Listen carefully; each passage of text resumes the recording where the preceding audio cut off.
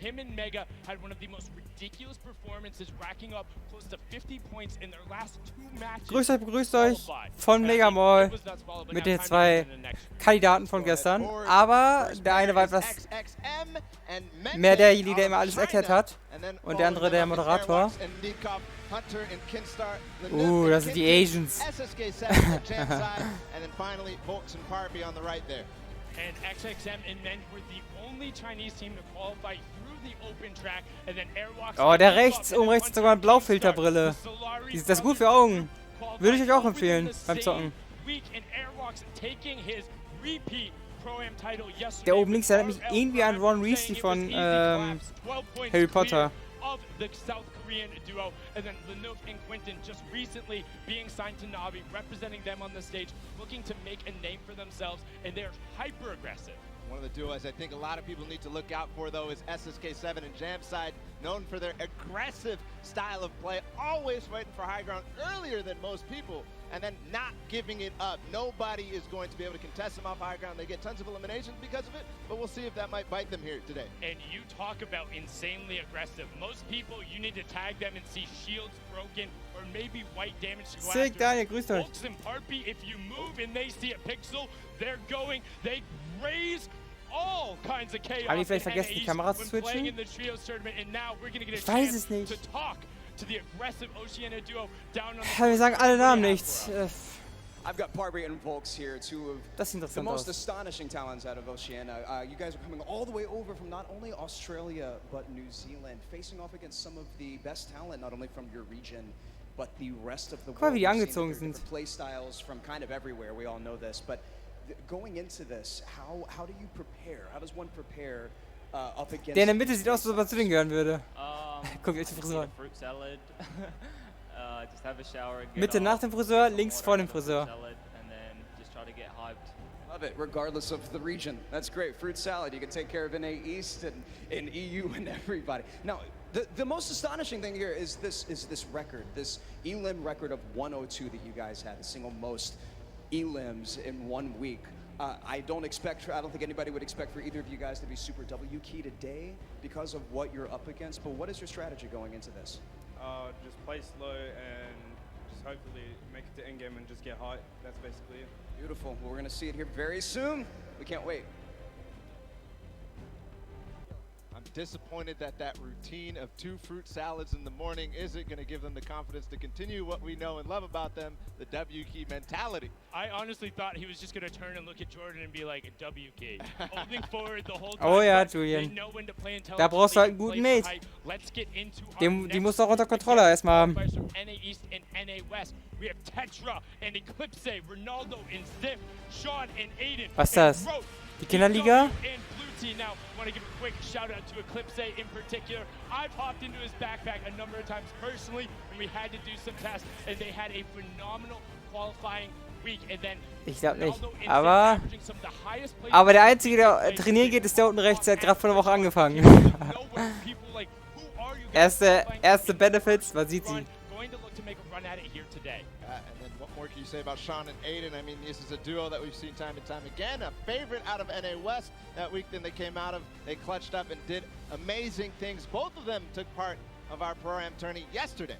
And then Rohit, DW, and Blue Team, one of our they came together after week 4 saying, hey, we need to do something different. Das kann gut sein. Welche 2 Werbungen? Bei mir? Ehre.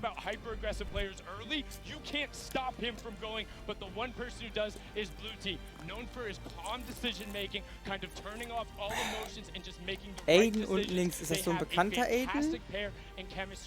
Ist das der bekannte Aiden? Etwas bekannter Aiden?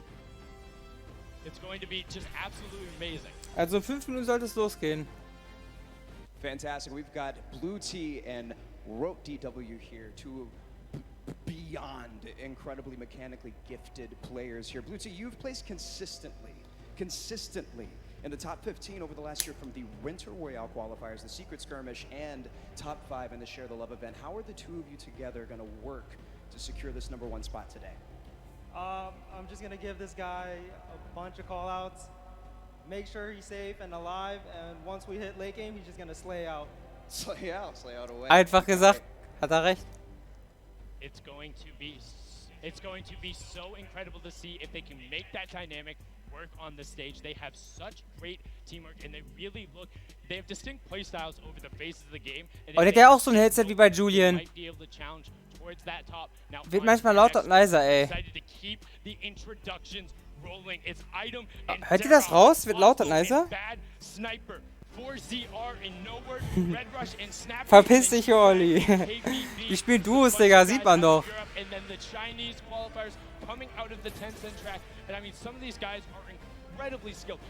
Endlich ein Nazi. Der rocks. Blaue Augen, blondes Haar, schwarz-rot-gold. Von oben nach unten. Dieser No-Wart. Aber Juwang, beste Pose, Mann. Und unten rechts, das Shirt sieht auch nice aus. Das war das, was der Typ gestern anhatte. Man hat die Grappler noch nicht gesehen.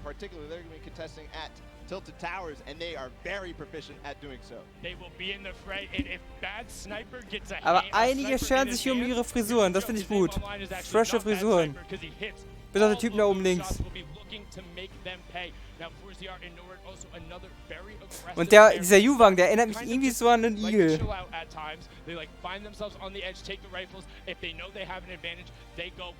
Herr Julian, du hörst das ja auch nicht. Mit deinem Mikrofon. Vielleicht liegt es auch irgendwie an dem Prozessor von deinem Mikrofon, dass er nicht konsequent so gut reden kann. Oder die Upload irgendwie. Hört ja jeder außer dir. Red Rush Snappy. Nice Namen.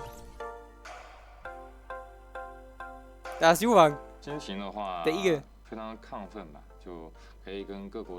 Ich habe kein Englisch gelernt, aber ich habe gelernt, wie man Fortnite spielt. Ich will spielen. 要对游戏的喜欢，对吧？然后对游戏的理解，还要有一个信仰吧，就是想成为冠军的一种念头。毕竟职业就是要奔着冠军去的。喜欢这款游戏，然后对游戏的理解程度，然后对自己的技术非常的自信。Boah, der Wind kommt hier rein. Nice. 就感觉跟做梦一样，但这一切都是靠自己努力得来的，就非常的好。Der hat die gute mentale Psyche. Der ist nice, der linke Typ. Aber ich drück dir auf jeden Fall die Daumen. Die haben ja schon Sympathiepunkte gesammelt.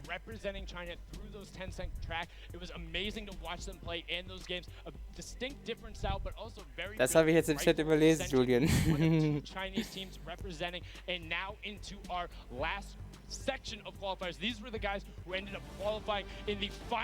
Alter, wie klein ist der? Das könnte Tom sein.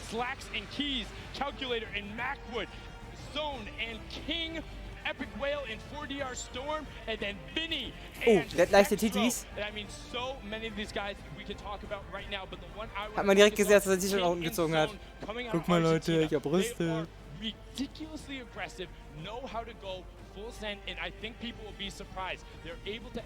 Oh, der Typ oben links hat schon Killerblick aufgesetzt. Schönes Ding. Aber so manche lassen sich die Haare richtig lang wachsen. Storm macht's am besten, er setzt eine Cappy auf. Der sieht aber auch aus wie jemand, der Energy trinkt und sich immer aufregt. Oh Mann. Calculator steht auch mit einer Zahnspange. Man sieht auch an den Gesichtszügen, wer eigentlich ein bisschen breit ist, wer klein ist, wer schlank ist. Calculator richtig. Sieht aus wie so ein Hamster. Und der Typ oben rechts wie so ein Maulwurf, die passen gut zusammen. Und rechts beide so schlanke Gesichter und Mitte beide so am, weiß nicht, so ein, diese Wangenknochen, sieht man auch unten in der Mitte. Die haben sich auf jeden Fall gut gefunden. Oben links sehen aus wie Brüder, mit der gleichen Mutter, nur in anderen Ländern aufgewachsen. Unten links Argentinien. Wobei der linke sieht aus, als wäre er adoptiert worden. Aber andererseits King unten links sehen. We got Vinny and Zexro here. Very excited to see you guys. I know that a lot of people are thrilled and excited to see what you guys have planned for today. And you both have been competing both very well in duos and solos over the course of the year. How do you think that the competition today? Hier sind viele Solos, die sich in Duos zusammengefunden haben.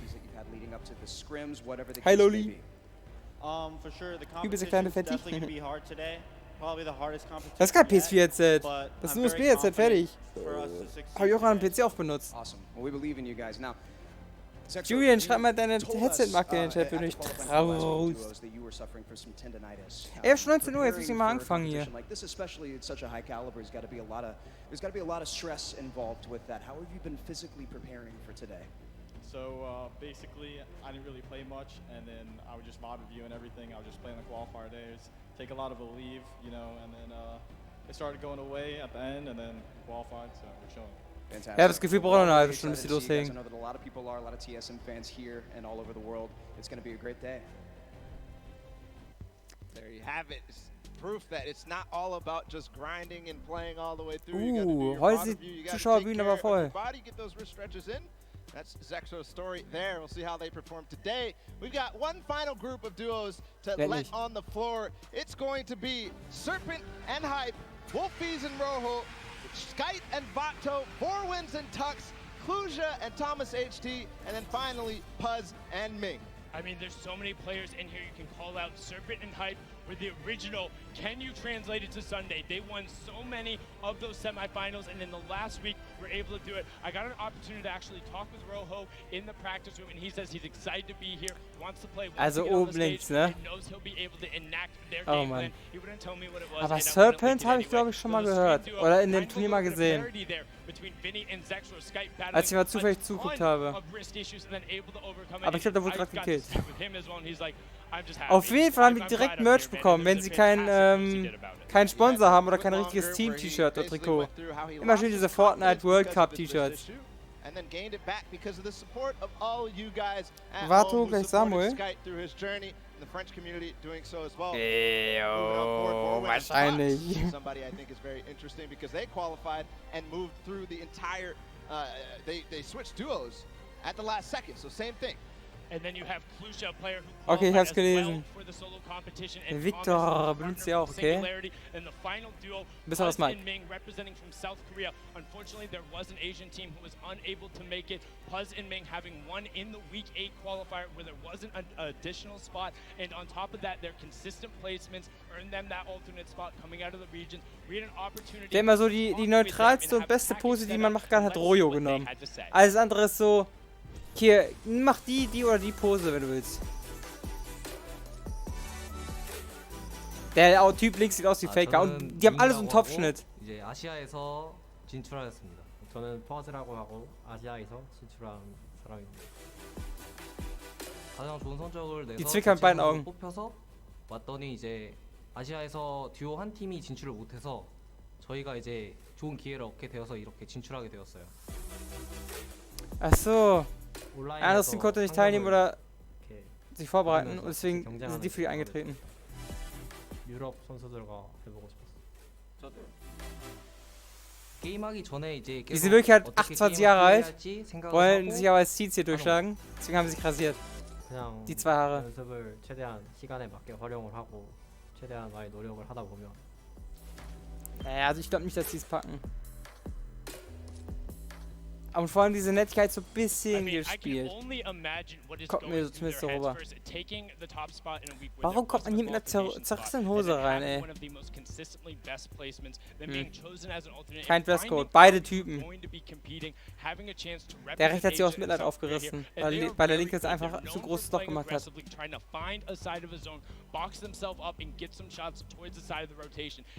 Aber der linke trägt das gleiche Oberteil wie gestern. Schön orange. Aber wahrscheinlich zu Hause nur solche orange Dinger. That's the competition. Those are all the players. Those are the 100 best Fortnite players in the world, the 50 best duos. And now there's a duo in particular. We talked about it. The loudest duo when they're announced. They want to be the loudest duo when all is said and done. We have Mitro and Mongrel down on the floor. Jordan, what do they have to say? We are all so We are all so excited to see these two play, and honestly, to hear their comms. That's one of my favorite things when I watch these guys play. Now, competing online and competing at a LAN is two very, very different things, obviously. What is the preparation like going into competing at a LAN together? Competing at LAN is definitely different. Personally, I like it more just because I like the environment, but online is easier, but I don't know, I just like LAN more. Fair. You can't beat the energy in a stadium like this. A lot of people are really excited and stoked to be here, and especially to see you guys play. We can't wait. Thank you so much, Metro sagt einfach gar nichts. Mongrel, du bist doch Brite hier, red mal für mich. Ich kann kein Amerikanisch, kein Britisch, mach du mal. Duos in the world are on the stage competing for their share of $15 million, Ball, and I mean 6 games away from winning $3 million to the top duo. Just think about that. 6 games, and then we'll find out who is the best duo in the world. Aber das Gewinner bekommt doch keine 3 Mille. No question about it, the best. 6 games. Die werden ja aufgeteilt oder Top irgendwas, oder? Werden wir das sehen wahrscheinlich. But that's it. The pre-show is over. Enough from us up here. We'll be breaking down gameplay later. We're gonna toss it on inside to kick the show off. You guys have a good one. T-Pose. Jo, Yasin. Los! Nicht mal gewaschen, du Jo. Hol dir die Rüst raus, hol dir das raus, schnell! Er mit seiner Road, mit seinem eigenen YouTube-Kanal wahrscheinlich. Die haben einen DJ.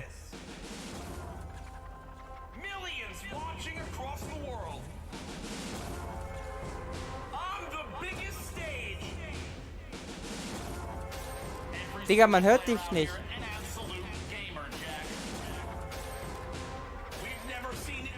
Okay, doch, jetzt ein bisschen.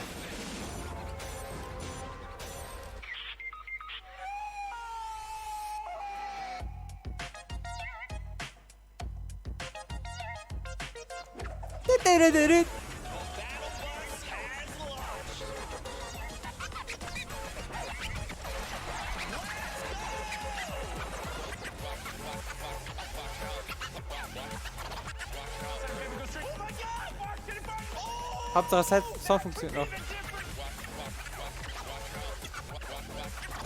So, ich gehe mal runter von den 1080 auf 720. Denke, die könnt ihr gerade auch erst empfangen. Ist ein bisschen flüssiger und besser, glaube ich. Was die Frames angeht.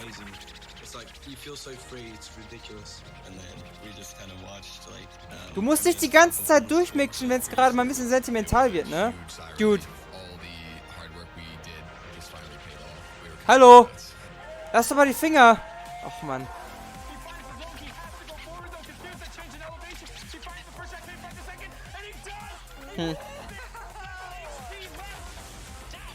Ja, ist echt so, Julian.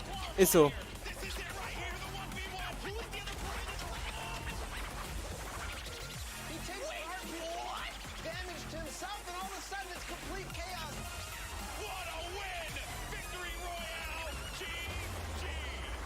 What a win! Victory Royale! GG! Das ist auch absolut nicht abgelesen. Ich tue mir gleich jetzt mal Milchreis. Auf ganz entspannt. Ladies and gentlemen, Christmas, kleiner Junge! Fortnite World Cup Finals live from my hometown, baby, New York City. Where you at? Where you at? Berlin! Wie geht's euch? Seid ihr gut drauf? Was geht ab? Of competition leads to this. I'm your host, Golden Boy, and I couldn't be more pumped to be here because we're about to see the greatest Fortnite players in the world go up against each other in duos competition. Millions in prizing on the line, and most importantly, what's right behind me, the championship, the trophy, and the first ever Fortnite World Champion. We're gonna crown that today. And it's going to be awesome. And I want to know if everyone here in the Arthur Ashe Stadium, are you hyped? Are you ready? You know ich frage mich, warum CSGO-Spieler nicht vielleicht auch mit Fortnite angefangen haben.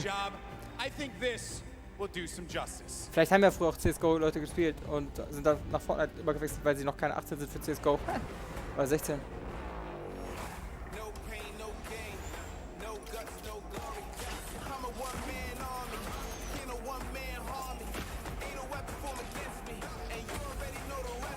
So, ich lasse mal kurz alleine, Ladies. Schon mal in meinen Milchreis. Hauptsache der DJ ist jetzt nicht außer Kontrolle, sondern unter Kontrolle.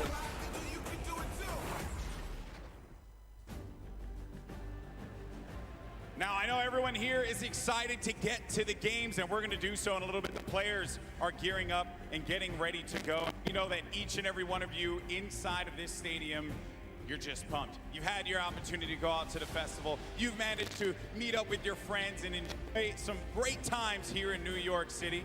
And obviously, our players are here to win a world championship. And the good news is we have two players standing by with Jordan Fisher who are looking like they can contend for the top of the mountain. Thank you, GB. You are a handsome man. Now, I'm going to be super honest and very forward right now when I say that I've got two of my favorite people in this stadium right now that are competing together. Two of my favorite people to play with, two of my favorite people to watch and study. We have Sean and Aiden. Aiden, one of the most dominating controller players in the world, and he's proved it time and time again with Sean on mouse and keyboard. Ist okay, wenn ich den Stream ein bisschen lauter mache, Jungs? Ah, das ist Aiden. Ich glaube, der ist gut. Ich glaube, der ist schon bekannt. Ach, Controller. Daher Aiden, oder was?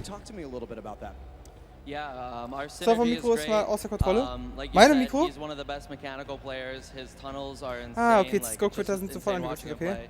And just, you know, me being Mein an Mikro oder sein aggressive Mikro player, gerade? having good aim, just Ich schieb mir gerade eine really Pizza rein. confident hoping we're Nice. gonna do good. 1000%. Now, Sean, you both competed in the Pro-Am yesterday, which was a lot of fun. We all know that was a very sweaty lobby. But your thought process, your strategy going into today, tell me how that differs from yesterday and your performance there. Well, I think yesterday was like super fast-paced. You need to get kills to place well. But today we're going to go for endgame, play super slow, and so we can kill it endgame. Fantastic. Well, we're all so excited to see you guys. GB, what do you have for us? Always a pleasure to hear from the Ghost duo. Wir müssen They're jetzt auch going gleich to erstmal die look to go to Punkteverteilung the top, erklären. and they very well might do that. Now, I asked you guys earlier, I said, are you ready? So I'm going to ask you again, New York City, are you ready? Oh, no, I got to take the earpiece off. New York City, this is my hometown, and I know we can make some noise, so I'm going to ask you one more time. Are you ready? Ja, schon besser. Der macht das gut. Der macht das gut, der Typ. Courage and Ninja. Ladies and gentlemen, it is time. The Fortnite World Cup Finals live from New York City. Everything on the line here today. My name is Jack Courage Dunlop. And well, guess what? I'm joined by a surprise guest appearance. Yeah, Tyler Ninja Blevins. I am so excited for today's action. Ninja, dude, the emotion here is insane. You have no idea, man. These guys have been playing for months, practicing, doing nothing but thinking, eating, sleeping, breathing Fortnite. Ja, genau. It's all led to this. I know the nerves absolutely at an all-time high. I'm nervous right now. I'm just casting. I'm not even playing. Meanwhile, they're paying for $15 million, but it's not your normal Fortnite rules we're going to be playing today. Let's Nice, Hunter.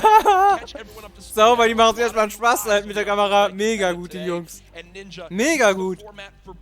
So, this is duos. If you place in the top 15 duos in this game, they earn 3 points. Top 10, they earn 5 points. Top 5, they earn 7 points. And finally, the Victory Royale, they earn 10 points. Now, those points cannot stack, meaning in a game, you can only get a max of 10 placement points. Also, 1 point per elimination. So, finding that good balance between elims and placements will be very key. Here's the prize money breakdown. And Ninja, you've been involved in competitive gaming for a long time. Have you ever seen anything like this? No. I mean, you're looking at 100 Teilnehmer. I mean, heck, I'd even settle for third at 1.8. settle for 1 point. I'll settle. Jeder zweite Gewinn raus. We've both been competing for a long time, and I've been competing for almost 10 years. Prize pool's never even come close. Moment mal. This is life-changing. Yeah, absolutely. Das sind 50 Teams. Ja, der 50. bekommt auch $100.000. $50,000 in their pocket. Ja, genau. Wie es gerade sagte. They want to jump up that prize money ladder. Also jeder bekommt schon mal 50k. Also jedes Team 100.000. There are so many talented players here today from across the world. We want to hear your thoughts on Twitter. Use the hashtag Fortnite World Cup. Really, anywhere you can use hashtags. I know we both have our predictions. Oh, absolutely. You want to go first? No. You go first. Who for you is your standout? Yasin, was meinst du? See if they can take it home today. Dude, man, I mean, I gotta give it up to Welcome back, and Nitro.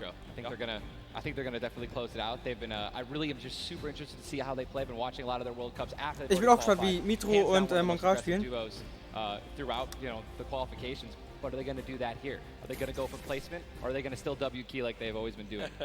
That's typically been their gameplay of choice. There's a look again at Mongrel and Mitro, both qualifying from Europe. You see, last time they played in the week they qualified, their drop of choice was Loot Lake. Yeah. So will that remain the same today? These early game battles, these fights for the different points of interest will be so key. You go with the European duo. Yeah. I'm picking 49 Teams, wir landen auf gar keinen Fall in Loot Lake. Ein Team, wir landen wieder in Loot Lake. Kapow! Mr. Savage M is cold-blooded. Every time I met Ist so, him, I'm Yassin. scared of him. They're Hab ich gestern auch schon gesagt. absolutely insane, as you can see right here on your screen. We'll get those pictures fixed, don't worry. But either way, these guys are two absolute tanks. And Ninja, you've watched all these guys. Yeah. You're absolutely one of the best players in the world. But it's almost like these guys are in a class of Savage their own. ist Mr. Savage war das Some Ding. of these guys in some other online tournaments Siepens. literally watching Benji just slay out an entire lobby by himself in squads is, it's like it's art, man. What these guys do, it's art. So enjoy. I know Mr. Savage in a public match got like 40+ eliminations in Season 9, which is unheard of, all by himself, solo squads. There are so many ways you can watch, though, this weekend. I've been just looking at my phone already. I'm seeing 1 million+ of you guys tuning in. As you guys know, so many ways to watch. You've got Twitch, YouTube, Twitter, everywhere where there's live streams. Also, a new Fortnite.com/watch feature that you can go take a look at. You'll see some different individual feeds there that will be a crazy, unique way to watch Fortnite competitive for the first time. I know everyone at home looking forward to seeing their top players perform. This place Ja, now für eine halbe is Stunde ungefähr. insane. I mean, this is one of the most ridiculous arenas I think I've ever seen for an esports event, and I know people flooding on in from the outside. I just can't wait to get it started. Dude, this is literally what I've been waiting for for like 3-4 months. Yeah. The best of the best, all in the same lobby. All right, in the qualifying matches on Sunday, you're playing against, in a lobby, maybe like 4 or 5 of the teams who are actually here right now, but now this is going to be all of them in the same lobby. Every single battle is the best players in the world fighting against one another. I'm excited to watch the early game when they're landing in their spots. I'm excited to watch the mid game during the rotations. I'm going to be taking notes, and you guys should too. Yeah. Also, other things that note to take to bring up. We're going to be playing on siphon settings here, increased material farming. Do you want to explain for everyone at home exactly how that all works? I'd absolutely love to. So, unlike normal matches, when you get an elimination, you're going to be granted with 50 health or 50 Oh, shield, you're missing. Oh, so give you 1 point as well. They also got 50 mass Heidi, das Tom. wood, Finn. brick, and metal. So, eliminations are definitely going to pay off early game as you guys can stack up those materials. Yep. And remember, that is when you get a full elimination, not when you knock down an opponent. Correct. So if I knock a player, you'll see in this, a lot more times teams will immediately try to finish that elimination, get the health, go pick up the materials, maybe secure some extra loot. There's a look at the lobby screen, and Ninja, I was laughing with you earlier when the players were warming up earlier today because they got some warm-up games in. Obviously, for many of them, it's their first time. Was ich mich frage, bekommen die die Tastatur und die Maus vorgegeben oder den Controller oder dürfen sie sich selber mitbringen? Die sehen nämlich alle so ein bisschen vereinheitlicht aus. Bin mir nicht sicher. Nee, ich glaube, die dürfen sie selber mitbringen, oder? Ja, schön schräg die Tastatur, so muss das. Some of these guys are going to walk away with $1 million+ this weekend. At 16, what would you have spent your money on? I don't even want to know. Why did I even ask that? Probably 16, man? Yeah, a bunch of candy and energy drinks, man. I didn't really. So basically the same as today. Exactly. Nothing really would change. Nothing's changed. No, it's so much fun, man. Again, people flowing on into the venue. Looking at these duos, looking at these contested areas, right? Loot Lake has been a very hot topic. Yeah, man. Aiden had been landing there throughout all of qualifiers. You see, Mongrel and Mitro. I've been hearing some notes about, tilted towers and or neo-tilted, as it's now called, of where they're going to go. In your opinion, right now you play 6 games. Yep. You know how detrimental it can be to your mental state if you have one where you kind of drop right off spawn and get taken out. Yeah. What is your game plan here? Are you going for it? You don't care how many people land there? You just go and play your game? Or I think you shy away? What do you do? Oh, man, these guys have been practicing. They know. They know that they're going to be contested. Yeah. They know that, and they're not, if they're intelligent players, they're going to play exactly how they've been practicing the last 10 World Cup qualifiers. They're going to go exactly where they go. They're going to push where they're going to push. And, they're not going to care who it's going to be. Now, me, honestly, I'd like to say that that's how I play. But, dude, in a situation like this, I think that if I saw someone contesting my drop, I'd definitely defer and try to go somewhere else. Yeah. But, you have one bad game. Getting over that, that's going to be a huge mental obstacle, right? You get knocked first. Yeah.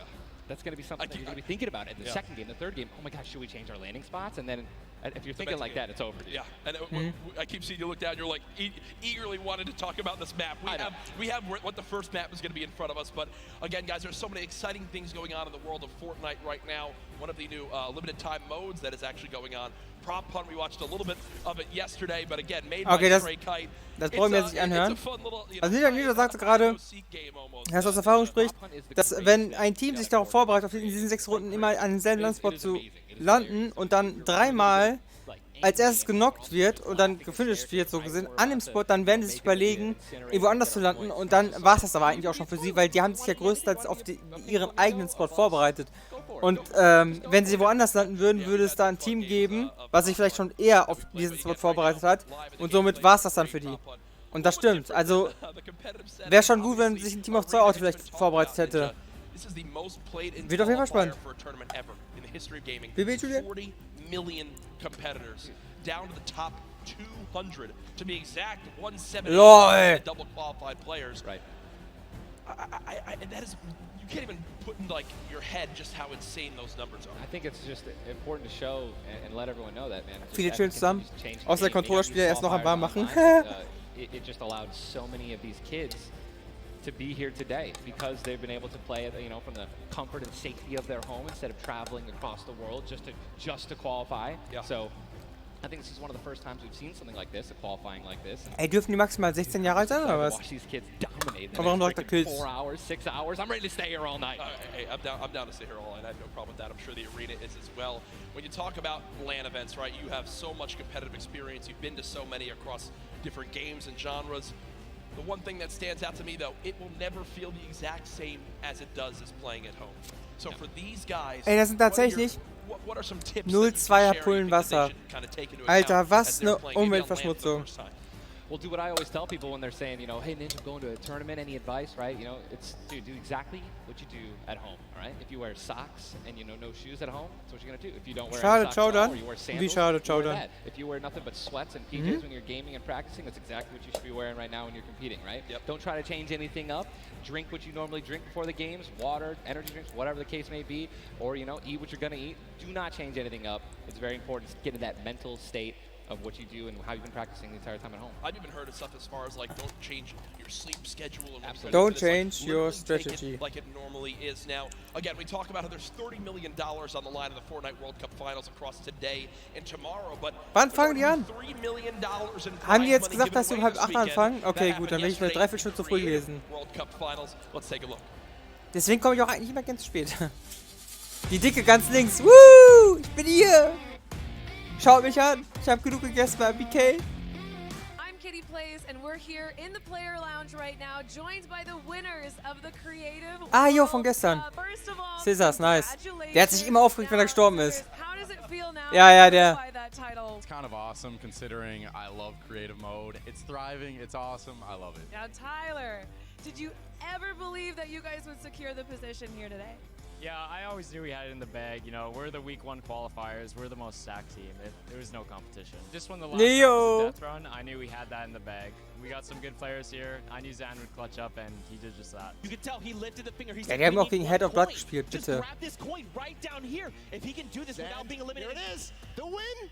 Oh, he missed it, but gets it with the trap. Alter, das gab's gestern in der letzten Disziplin. GG. An extra $1 million.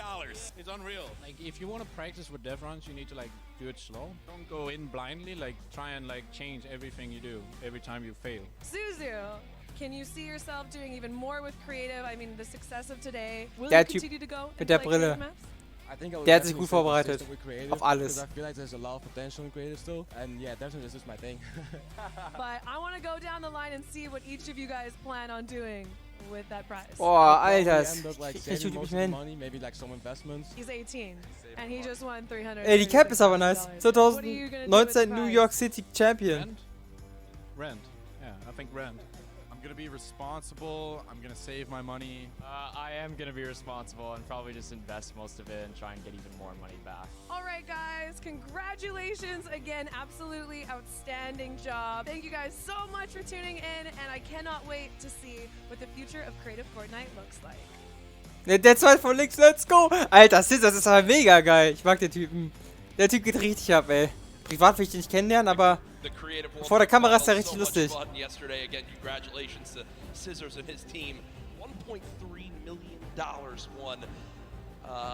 I'm going to address the elephant in the room here, and it's not Tim the Tab Man. You didn't win that, Tyler. That's correct. Exactly happened here. That's correct. No, we got 4th place, but you know the crew that I picked out, man, Pal, Taco, and Kaz, just a good bunch of kids, man. I mean, I think, and I also got to meet a lot of. Ja, genau, Julian, 49. a lot of the maps. And just a lot of passion from these guys. Man. You know, I was just really happy that I was able to, not even me, together as a unit. So wirkte gerade die Moderatorin, als sie die Leute befragen musste, die gerade 1 Million gewonnen haben. Sie kriegt wahrscheinlich gerade 1, 2K für ihren Job und die um sie herum haben schon, oh Gott, 125 Mal mehr so viel verdient bei eben. Because of creating. Yeah. And again, I know I talked to Scissors about it too. He can't believe just how far it's gone from his original runs he made to now. It kind of inspired one of the 3 maps yesterday for you. What was your favorite? Was it? Ich glaube, es geht in 3 Minuten los. Was it the run? Junkyard Juke, bro. Halb. Hands down, Junkyard Juke is the most fun game I've ever played. I mean, if you're gonna go in with a crew of like 32. Aber 6 Runden, das sind ja 3 Stunden. Dann wird es ja tatsächlich bis 23 Uhr hinauslaufen. Irgendwie mit Pausen, Viertelstunde Werbung oder so. Oder einfach nur Break. Nach jeder Runde. Oh, we totally should. We should get a massive content creation squad and just go into that. It'd be the most funny thing in the world. I mean, there's nothing greater when you're a little teddy bear and you're just walking around like trying to make it in. It's amazing, man. Hey, listen, it's all fun and games here. Obviously, the theme of this weekend. Things going on outside of the fan festival. There's also the Battle Pass redemption. Everyone here has got tickets, has the commemorative tickets. So many things to look back on. Darunter die Tasche auch noch. Okay, ja. Da gerade so 100 Leute in einen Kreis zu bringen, machbar. Ja, in Amerika haben die einfach so gut das Netz, dass man auch so geile Turniere so groß machen kann. Aber Deutschland ist, was das angeht, noch Neuland. We're all eagerly awaiting the start as well. So many organizations represented throughout the weekend, and I have just received the word that we want, Ninja. The game is ready to go. I'm ready. The first Vic Roy, man. Who's it going to be, guys? All right, I want you guys to scream out your favorite duos right now, man. Let's make some noise. Who do you think's going to win today? Scream it. I want to hear. Bock rein. Gibt's noch einen anderen? Nein, aber mir egal. Here we go. Ladies and gentlemen. Ich kenn halt die Strategien von keinem Duo. Von daher, ich denke mal, vielleicht Mongrel und Mitro. Wenn die direkt gewinnen, dann sieht man direkt, oh. Oh, das sieht schön aus, das Bild. Jeder konzentriert noch am Leben. Und immer so ein Bildschirm weg, wenn jemand stirbt. Off the bus, man. You're flying. Someone's gonna die. Someone's gonna be eliminated. Who's gonna be the first one? Die war jetzt nicht mit 3 Minuten performt. Ich glaube, die musste noch mehr Interviews machen. I knocked him like, you know, it was the first game in the pro-am, and that was just amazing. You can't live that down. I don't want to be the first person knocking this. No, for sure. As now we immediately hop on board with my pick to dominate today, Veggie Fishy and Mr. Savage, and they're heading right towards Happy Hamlet, a place they've called home so many times. And Golden? This is contested. You're flying on into Savage. Ninjas. The early game so key, and already Veggie Fishy trying to put shots down range with that revolver. Aber jetzt geht's endlich mal ran hier. Oh, was so schnell? Weil spulen gerade mal ein bisschen vor hier. I mean, I think right now they're just going to be trying to hear sind wir da noch gar nicht, exactly where these guys are, footsteps, any type of information they can pass off to one another is going to be very important. 2 Teams in Happy? Oh, das könnte dauern, bis sie sich begegnen. Das könnte dauern, bis sie sich begegnen. Jeder hat eine Himmelsrichtung gewählt. Jeder hat eine Himmelsrichtung. You're honestly at a disadvantage if you do land in the same house because you're going to be getting less shields of one another, right? Less chances of getting shotguns and things like that. And I'm just interested to see how they're going to play this out. Are they going to be aggressive? Or are they going to back down?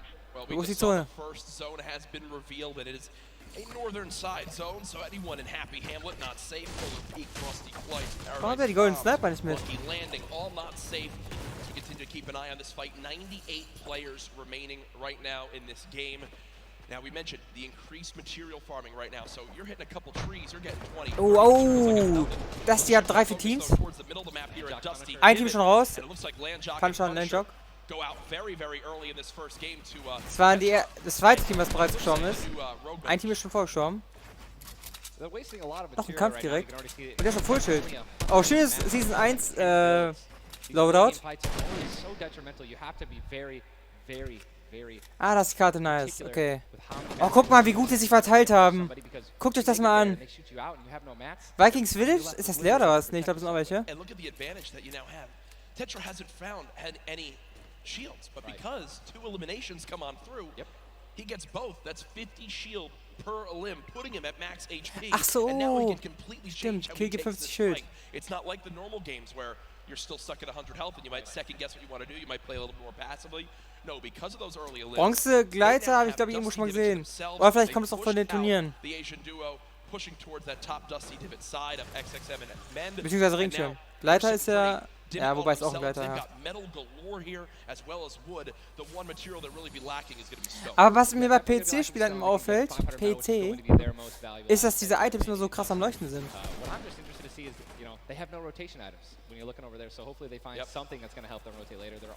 Jetzt schon hier so nice am Turtle. Das ist das süße kleine Scarlet. Ui, hat er Hitmarker gemacht? Nein. Oh, was ist denn da los?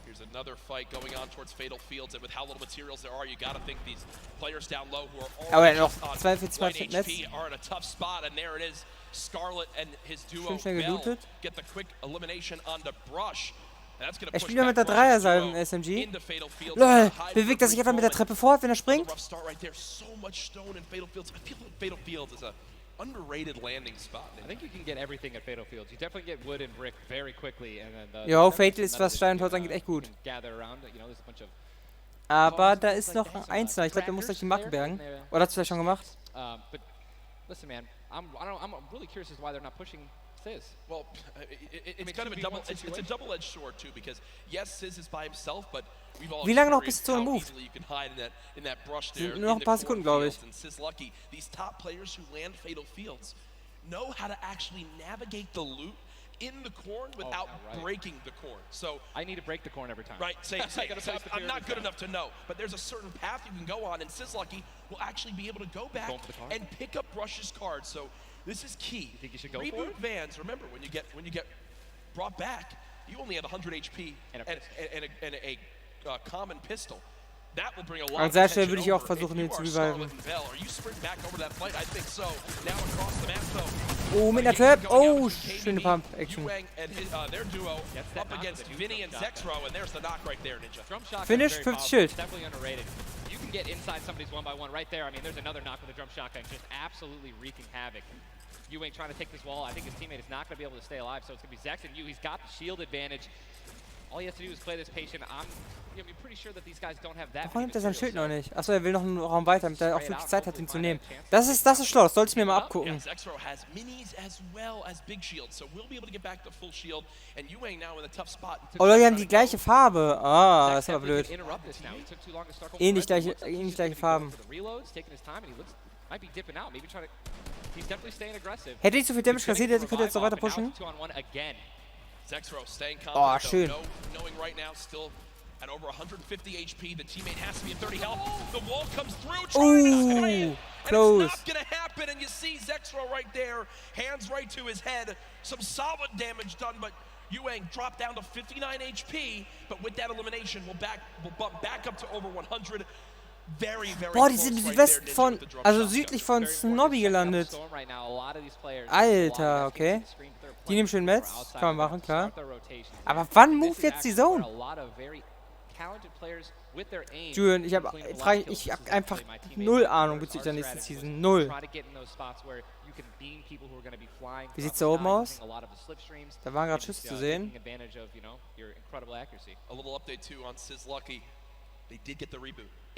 Guck mal, dafür, dass die Drohnen waren, ist hier gar nicht mal so viel gebaut und gekämpft worden. So sieht's aus.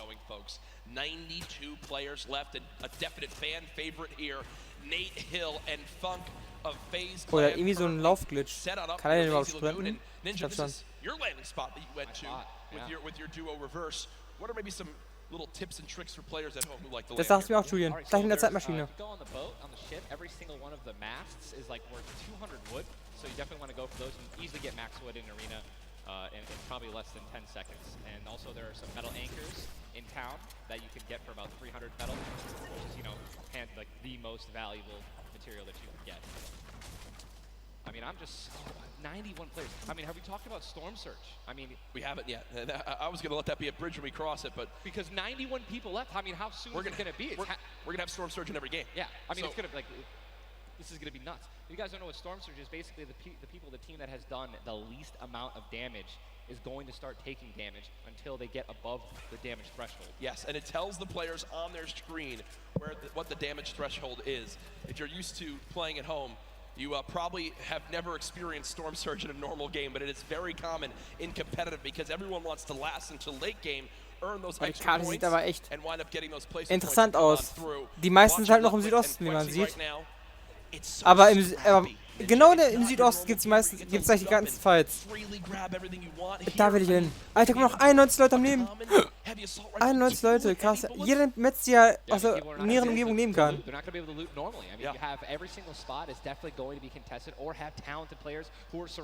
Macht auch Sinn, weil die müssen sich halt überall turteln können. All it takes is 2 seconds of being caught off guard, and you can get dinked twice with an infantry rifle, and boom, there goes 160 health, man, just like that. Oh, der hat kein Schild mehr. Was zum? The duo do get cut down. 45 duos remaining. The second zone has just been revealed, and again, Storm Surge will begin after sich that. dreht, Alter. Das kann die Kamera nicht mitmachen. 70+ players, so you keep that in mind as this goes on. Players who haven't Goldengleiter habe ich gerade nicht gesehen. will know that they're going to be at a point where beide mit der their hand is Zuckerspitzhacke. going to be forced. They're going to have to put on a little bit of aggression. You're going to see the game pick up just a little bit here. Ja, das Ding ist auch, wie willst du die Zeit verbringen? Du musst Metz farmen in deiner Freizeit. 500, 500, 500. They're actually very centralized as well. I mean, Und dann einfach in die Zone turteln. Einfach in die Zone turteln. Und bei sowas, ja. Oh, von außen auch angegriffen. Third person, nice. I mean, I'm still looking at a lot of these guys' inventories. One guy just gets knocked in front of him. Oh, guck mal, Edgar keine Sniper. It's not going to happen. But there's not a lot of rotation items. I haven't seen a lot of shockwave grenades. I haven't seen a lot of shadow bombs. I don't see any launch pads. Ja, der 6 stinkt danach. Mal gucken, was er macht. It's going to be such a... Like, the rotations late game are going to be nuts. People are going to get lasered out of the sky. And Letwick now all by himself in a 1 versus 2 as his teammate did go down. You see Parby and Volks. Boah, wie schnell dieses Dreieck da Alter, editiert. Der hat einfach in die Richtung geguckt. Wow! Man sieht das gar nicht, wie schnell die editieren. Sollte man auch, glaube ich, nicht, bei den guten Spielern. It does look like Letwick just kind of ran away, but I don't believe Letwick was able to grab his teammate's reboot card, so will basically be by himself the rest of this game.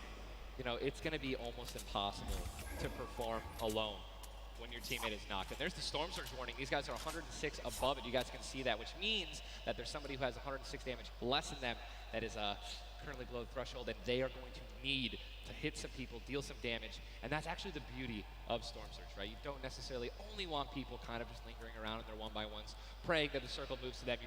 You're gonna see some fights that are gonna be forced to break out because players need to get above that, or they're gonna die. They're not gonna be able to make it. Now moving towards the Dusty Divot Diner. You see clicks. 27 Waffen, also von der Höhe her, very okay. young duo from NA East, and you just said yourself, I didn't even know you could farm this. This is the beauty of it, right? These are the top players. I don't know. Da wusste ich, dass man es farmen kann. No one else can pick up on. Many teams already stacking here, as there's so many materials to be farmed up, and for a lot of players, Ninja. Once they get max, they don't just stop there. They keep farming to have an excess for more if they need to expend a lot of materials quickly. On the bottom right of your screen, you see a fight going down in Salty Springs. A lot of grenades being thrown right there. That's going to be Serpent and Hype. A lot of grenades. Wo denn? Zweimal, bumm. We're staring at every single team is now in the safe zone. Everyone is safe in the next circle. It is moving in. Sniper is in play. For those of you guys who do not know, wollte ich auch gerade sagen, Double Sniper, das war schon knapp. 1,500 damage to structures. So if you have 2 teammates who have double heavy snipers, they can see a team, line up a shot of somebody hiding in a 1-by-1 and be able to take them out. And that changes the game completely. Once you hear double heavy, you can no longer sit still ever. Or if you know where they're at, you have to make sure you have at least 2 walls of cover on that side to protect you from the inevitable double snipe. And when we say double snipe, it's as far as 1, 2, 3, shoot. and they both fire at the same time and catch you off guard. Oh, Platz 2,6 im Schnitt. Are the rotation items? We got 6 shadows for this guy, and they have a caller, so they're sitting pretty. I think these guys are in a great spot. Absolutely, and you see the zone did just update towards the northern side of this Jo, current die müssen storm. los. Storm Surge is now in play, so players beginning to drop. 80 players in total in this game. They will just rotate out of here. Hype and guck mal, wie schnell sie umgeguckt haben. That's Jay now quite weak. With Storm Surge beginning to tick in. Quentin and Lanouf now having to push a fight as Storm Surge is affecting them as well. And you see it just kind of smites them down from the heavens, and there they go. Getting dropped by Storm Surge. Unfortunate for them, but again, with not enough damage done, they do fall below that threshold. Jeez, man, Storm Surge really does just force people into some pretty tricky situations. But again, man, it just goes to show a lot of aggressiveness is going to pay off for teams, man. You don't want to be put in that situation where, you know, you have to desperate and push. Maybe a duo that's better than you in combat. You know what I mean? And Airwax and Nikov just... That's a replay. Was that a replay? They just went down. Ach so, man muss andere Gegner pushen, damit man nicht stirbt durch den Storm Surge. Wie fies ist das denn? Wie fies ist das denn? Quite early on, 71 players left in this game, 38 duos. Again, it's a Man ist gezwungen, anderen Leuten Schaden zuzufügen, oder man bekommt selber was, weil man defensiv spielt. Holy shit. Numbers like this, where when the circles they didn't really chunk that much, and they were more centralized in the beginning of competitive. So really, no one had to rotate that much, and no one had to fight. So now that these circles are really just kind of moving around the map, you can't really predict them. I mean, you're getting these players who have, again, the great aim, and they're just beaming people. Ja, so ist er Serpent, ne? Da ist er Serpent. Hey, lol. Dachte, wäre eine der so und so.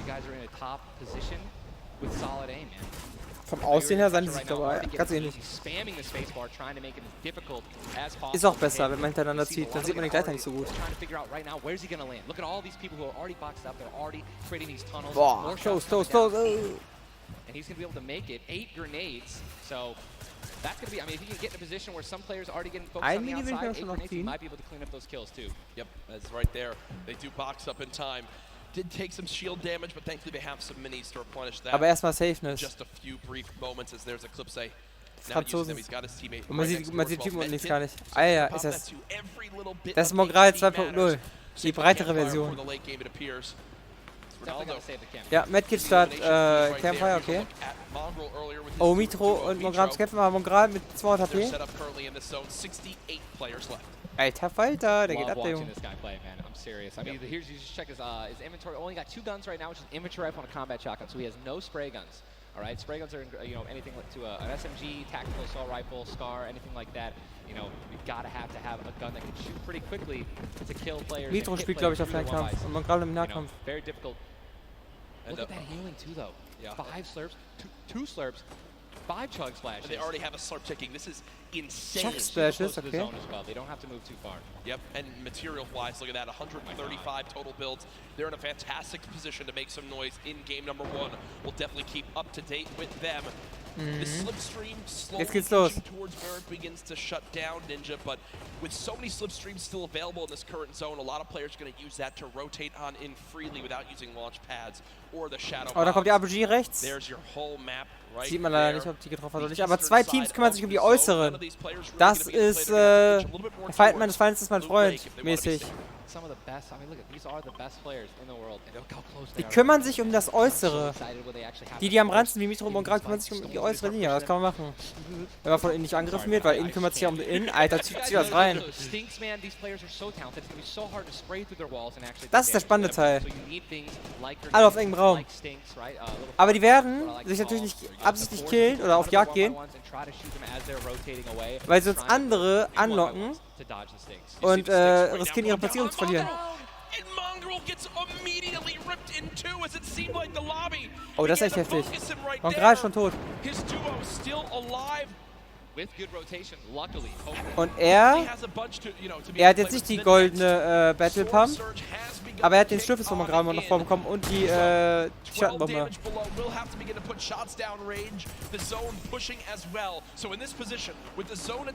Und gerade schon tot. Wieso? Das hätte ich aber nicht gedacht. Ich dachte, der kann sich überall rausedieren und so. Was war denn da los?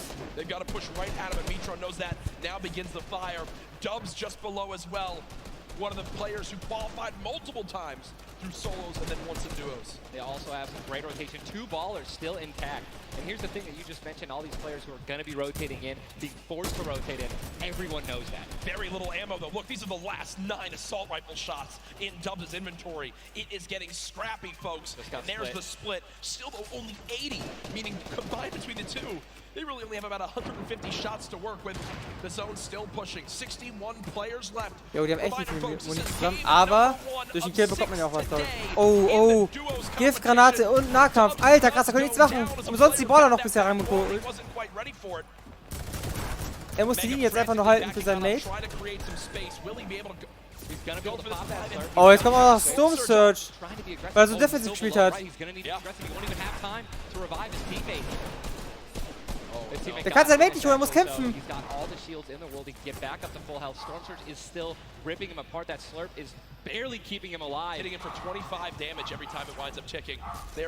Alter, wie viel Schild das breakt. Das reicht doch jetzt, oder? Super gut gemacht.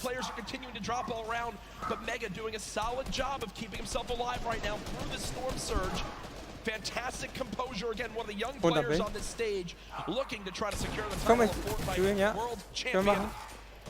Ah, ich geh mal kurz runter. Mann! Still okay, now finally above, and guess what? The most important thing to realize, guys, look at that rotation.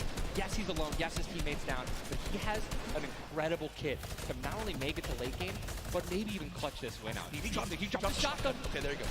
Got the combat shotgun, one of the greatest shotguns to have late game. Does incredible damage, long range and close range.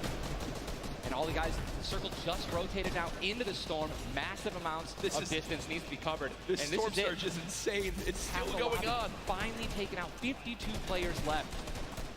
And this is where things are about to get serious, guys. Thomas drops some ammo right there for his teammate, Inclusia. And you see Thomas, that epic infantry rifle, one of your favorite weapons, Ninja. Oh, what is so good about that assault rifle? It 100% rewards. Stormchurch, habe ich doch eben noch was für eine Pizza holen. Wenn du nicht lange genug Schaden ausgeteilt hast, wirst du dafür bestraft und kriegst Schaden vom Game. Julian, jetzt Discord oder? Isst du erstmal eine Pizza? Nach der Runde, nächste Runde. In der Pause. Folks, there are 45 players left in this very, very small zone. Das ist echt heftig. Aber wir haben noch guten Match-Ziel gerade. Guck mal, wie nah er an den Bildschirm gerückt ist. Guck mal, die Kamera, Alter. Die sind gezwungen, Schaden zu machen, sonst wird Stormchurch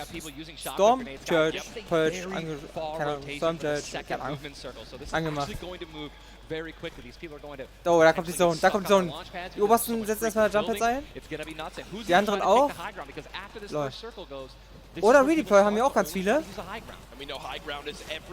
Redeploy leider. Ja, Redeploy. Das haben wir auch nach Shotgun-Granaten.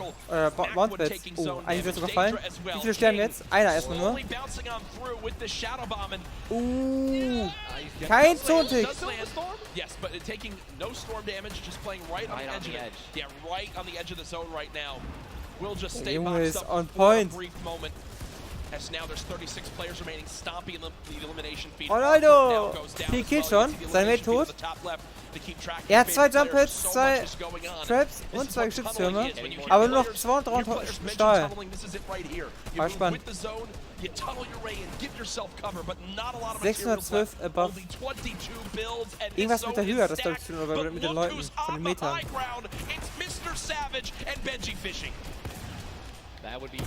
Savage und Benji haben jetzt wieder High Ground. Ich glaube, das machen die öfters. Das ist auch entspannt. Von oben kann man ganz gut runterschießen und dann Leute killen. Oh, oder er kassiert gerade. Savage oben rechts gerade. Auf High Ground. Ui. Aber wenn man Leute killt, kriegt man 50 Schild. Und einen Punkt. Ui, nice. Man kriegt die Leute halt mit den Jump-Hits damit ganz gut. Die versuchen in die Zone zu kommen. Das ist wie Fische, die aus dem Wasser springen zu fangen. Nice, wenn man es kann, kann man es. Ist ein Plus. Oh, was? Savage von wem? Benji war es? Oh, der ist hier in seinem Team? Also Reviven hier ist schwierig. Das ist die Phase, wo jeder auf sich allein gefasst ist. Trotz du. Oh!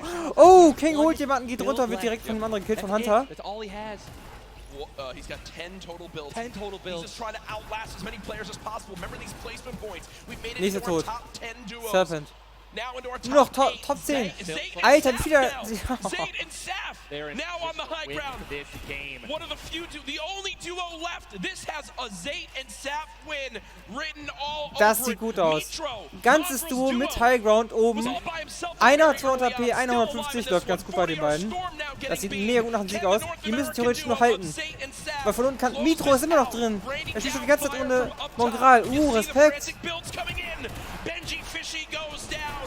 Mega, Mitro and Scarlet on the low ground. Shots still coming out. Als ob Scarlet das schafft. Mega. Wirklich von Mitro nur genockt. Wenn Mitro den Finisher kriegt, das Schild und Mitro ist auch raus. 2 gegen 1 Situation. Das sieht gut aus. Zack, Duo gewonnen. Nicht schlecht. Alter, die waren Full Schild am Ende. Durch den Kill natürlich, ne? Abo, Respekt. Stunde 3 wird echt heftig sein, jo.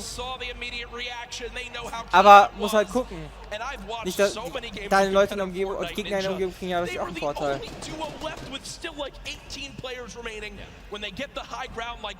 Ach, Saf hat jetzt Kill gemacht. Der war nicht bei 150 Schild, ich glaube, 100. Nee, Zayd hat den Kill gemacht, okay. Die Frage ist, okay, 4 Kills, ne 5 Kills haben die am Ende gehabt. 5 Punkte plus der erste Platz, auch schon ein guter Vorsprung.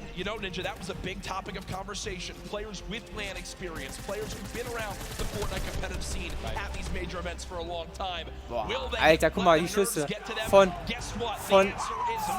der Mitte der Treppe direkt zur Ecke gescoped. Alter, und gehittet. 2 Hits.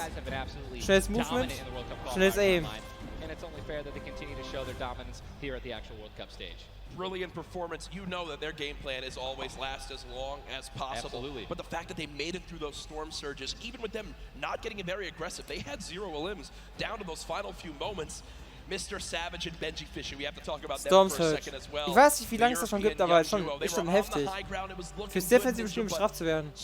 Players focusing them, the shockwave grenades as well, and they had no healing left. It's unfortunate, man. We have a group full of these players who are literally the best in the world.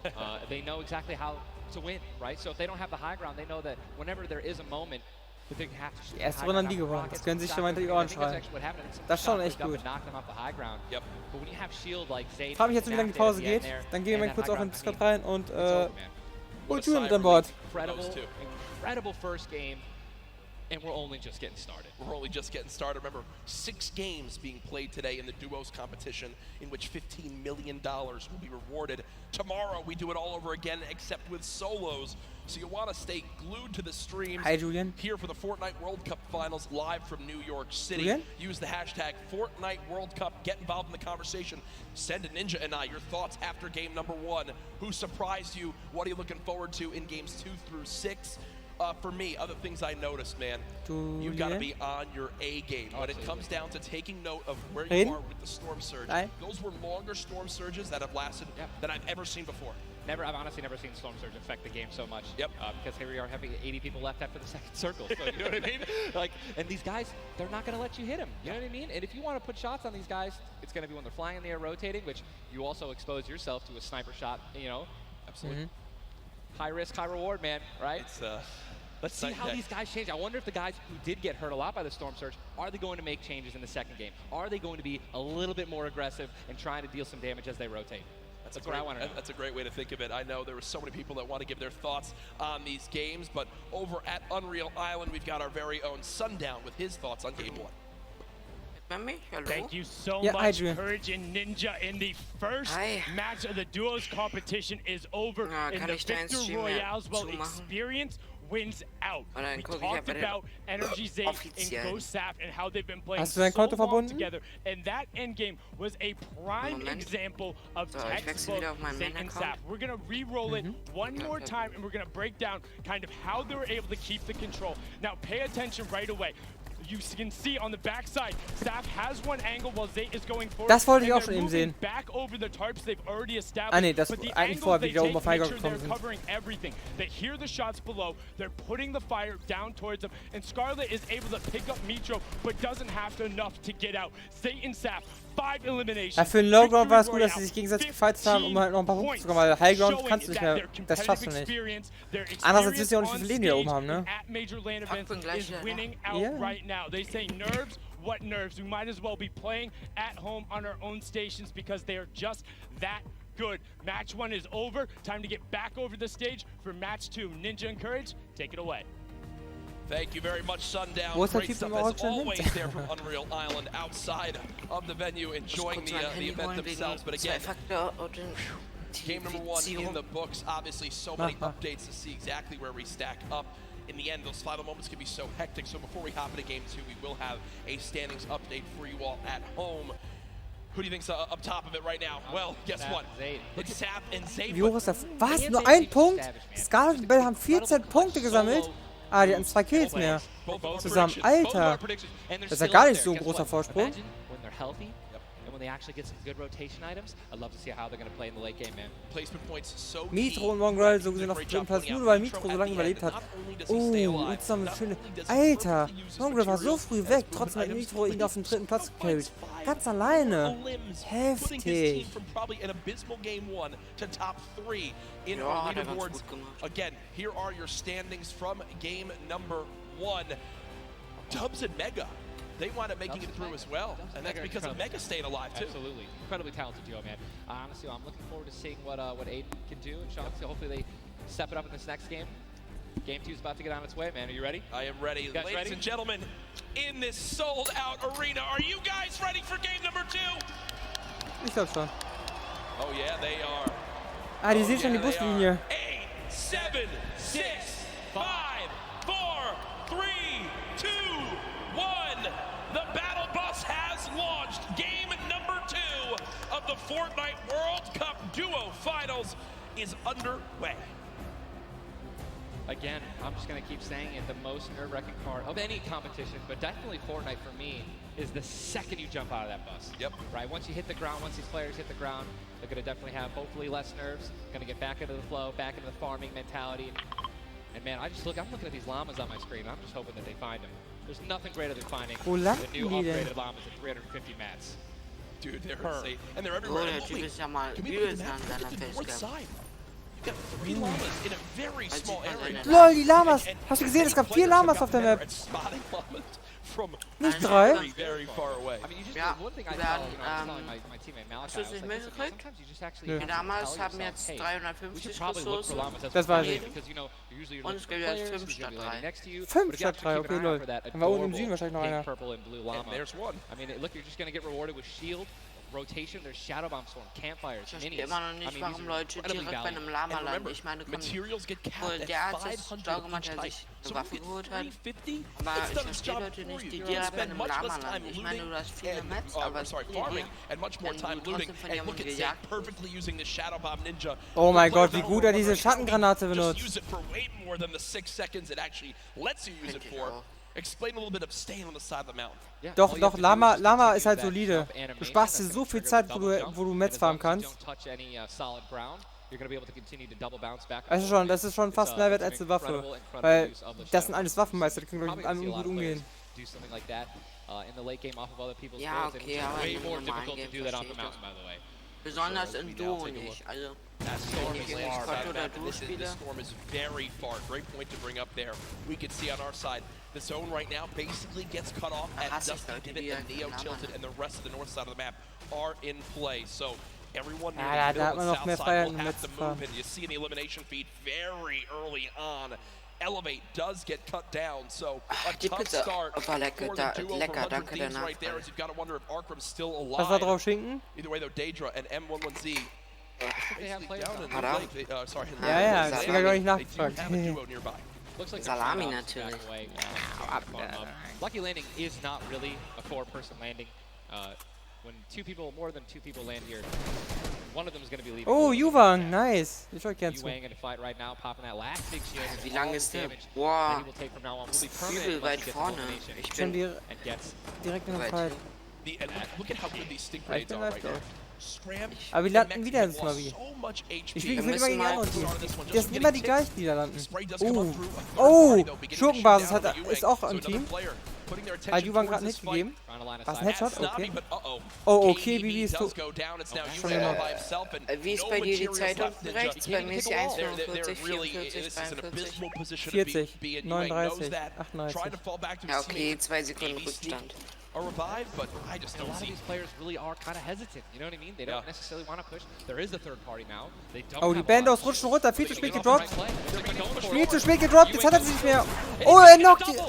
Was? Respekt, Juwang. Nice, Mann. Ich glaube sogar, war das nicht das? Nein, das war nicht das Gehört, oder? Loot-Boy-Team. Achso. Oh, der hat immer schon die Zielfernrohr. X25 gleich mal dazu. Granatenwerfer. Oh, hat das geschafft? Nein, hat er nicht. Das waren gerade beides Deutsche. Ja, die getötet wurden. Oh. Und zwar vom Loot-Boy-Team.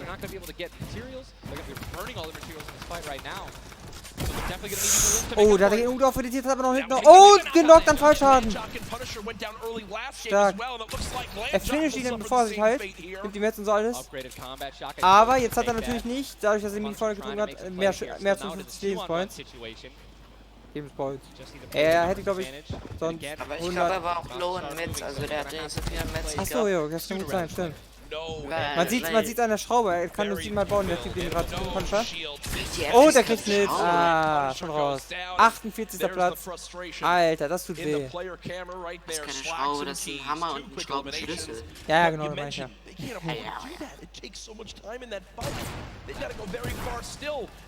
So, jetzt kommen die Neo-Tilted Fights. 3 Teams sind da nur insgesamt, oder? Oh, ja, doch. Und da Klick spielt mit Set-Tick gegen.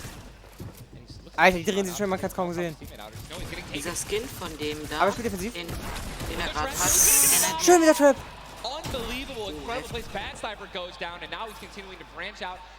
Und er hatte vor 22 AP. Das war richtig close für ihn. Er hat doch defensiv gespielt, das hat er auch noch gesehen, weil er von 2 Leuten gepusht wurde.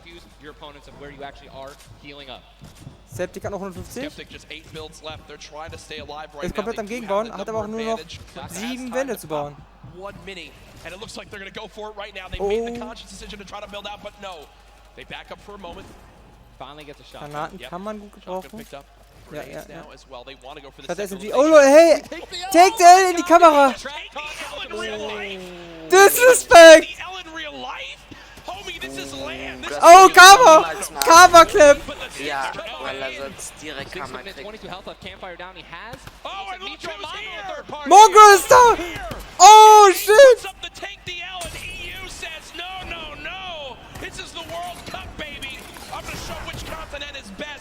Da ist Mikro rechts. Digga, killt. Au! Unangenehm, unangenehm. Wer gerade geklärt? Ich glaube, der eine, der noch gespielt hat, ist noch mit Lowlife irgendwo hier in der Nähe. In der Nähe von Mongrel gekillt. Jetzt ist er tot. Mal sehen, ob er die... Ja, jetzt Mongrel, jetzt in die Kamera, komm. Nein, ich glaube, die hören das gar nicht. Der wusste Doch, der Take gerade gemacht hat und gekillt. Und Mongrel und Mikro. Aber Mongrel wusste das nicht. Ja, ich hab auch nicht, ja, du hast recht. So wie ich Mongrel kenne. Wäre krass, wenn die Moderatoren die ganze Zeit hören würden. Das wäre viel zu krass. Guck mal, der war gerade so nervös, der hat wollte gerade einen Fenster durchmachen, hat aber dann doch noch daneben geklickt. Vielleicht wollte er damit auch abbrechen, indirekt, weil er sich dann gegen entschieden hat, in Bruchteil einer Sekunde. Oh! Was ist mit dem los? Der ist nervös. Er nimmt keine Links, er will einfach straight pushen, weil der Gegner wahrscheinlich nicht so viel Leben hat. Alter, wie krass sind die drauf. Oh, gut gemacht. Aiden, schönes Ding. Als Controllerspieler.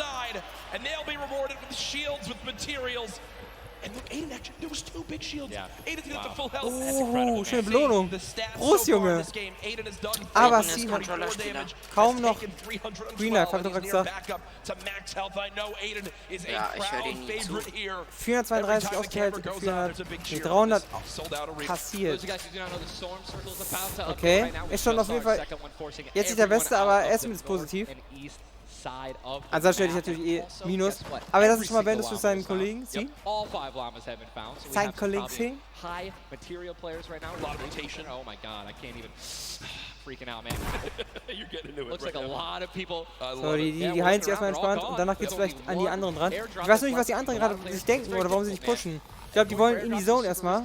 Oder überlegen gerade noch, wie sie hinkommen, ohne von den anderen gefunden zu werden. Aiden kann nicht richtig editieren. Was ist denn da los? Ja gut, das liegt auch teilweise an den Untergrund, auf dem man sich gerade findet. Ne? Da ist ein bisschen schwieriger. Ungewohnt.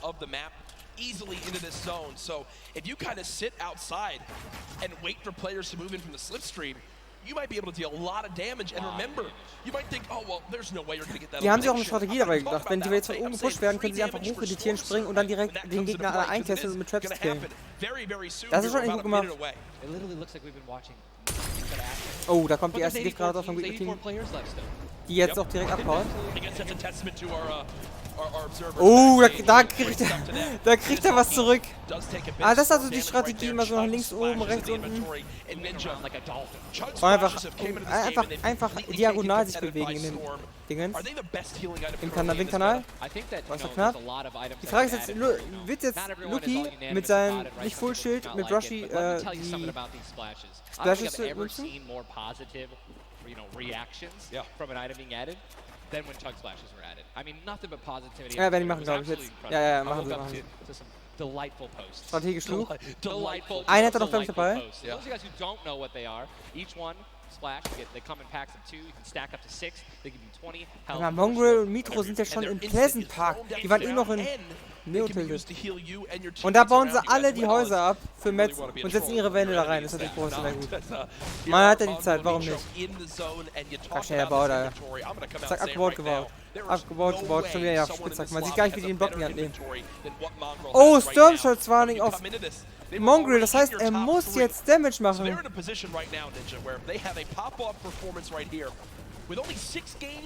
Das wird jetzt spannend. Aber nur auf Mongrel oder auch auf Nitros Frage? Yep, they didn't even win the game.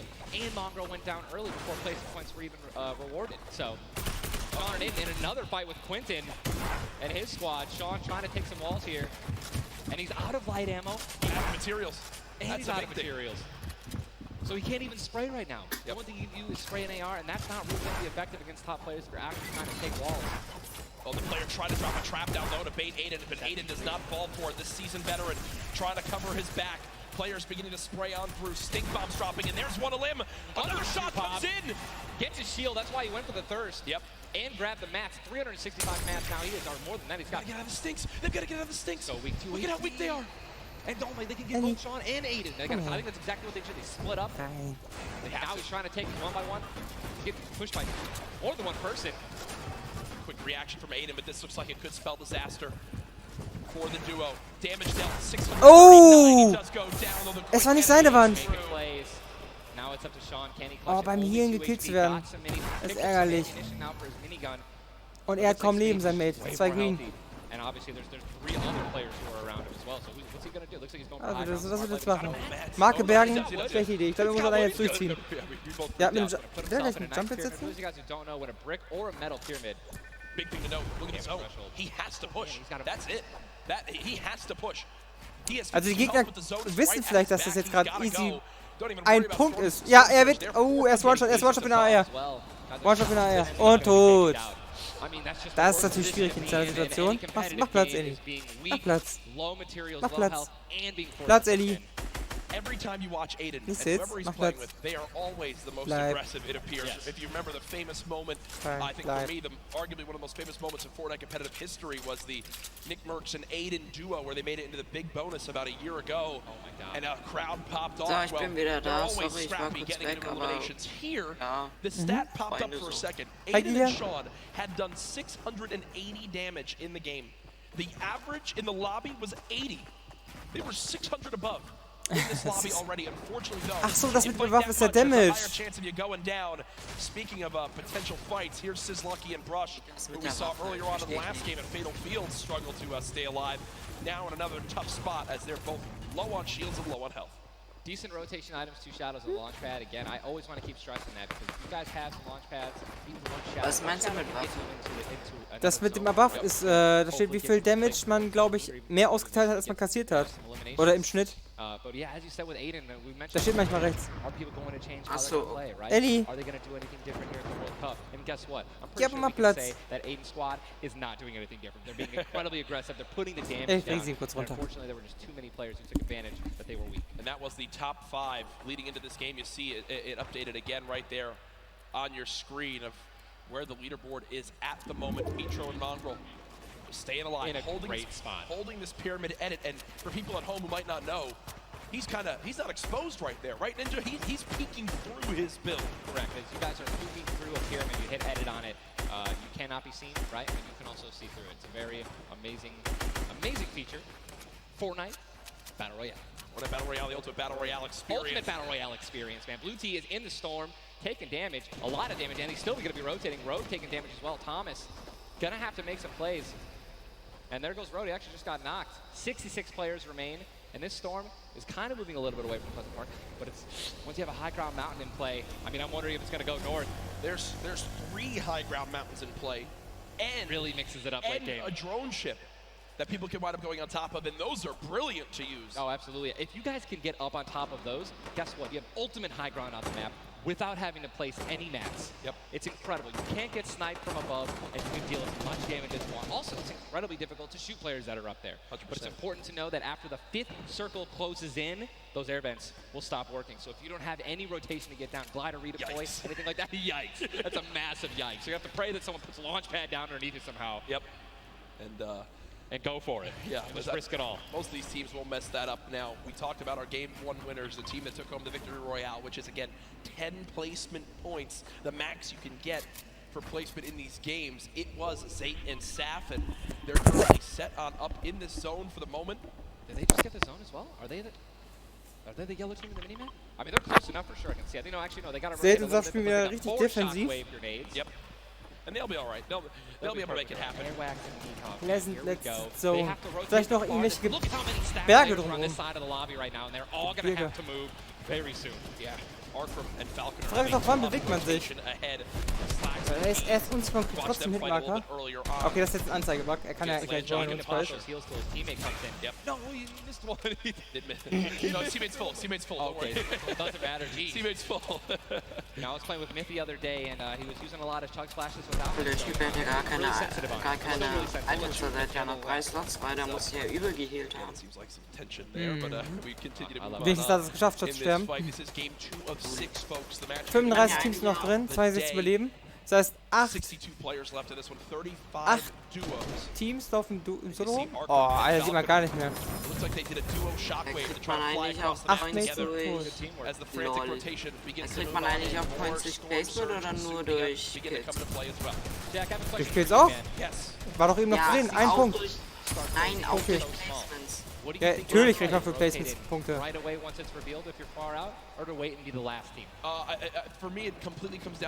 Aber wie gesagt, wenn man zu defensiv spielt, wird man vorgewarnt, dass man Schaden austeilen muss, sonst kommt der Purge-Sturm. Ich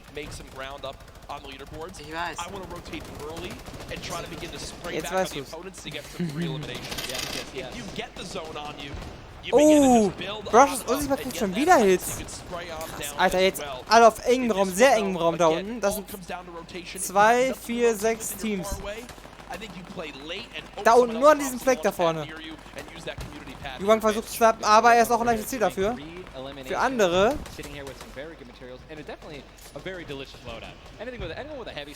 Oh, da ist schon ein Team dezimiert worden. Er versucht einen Sniper-Hit zu machen, um dafür auch einen Punkt zu bekommen. Gerade mit der Heavy Sniper eine gute Idee. Es macht aber keinen Sinn, wenn er so mäßig in Deckung geht, weil selbst wenn er so jetzt ist, man kann ihn von fast jeder... Ne, er sieht ja das Kreuz, glaube ich. Ja gut, man kann ihn schon von einigen Seiten, aber nicht gerade dort, wo er gerade hinzielt, weil dort ja die Zone gerade am Moven ist. Und so gesehen, die Leute gar keine Zeit haben, um da hoch zu gucken. Haben wir ihn getroffen oder was? Nee, ne? Aber die haben beide haben einen Heavy Sniper. Oh, Storm Search Active. Er muss jetzt da in Battle. Das ist ab jetzt Eintritt.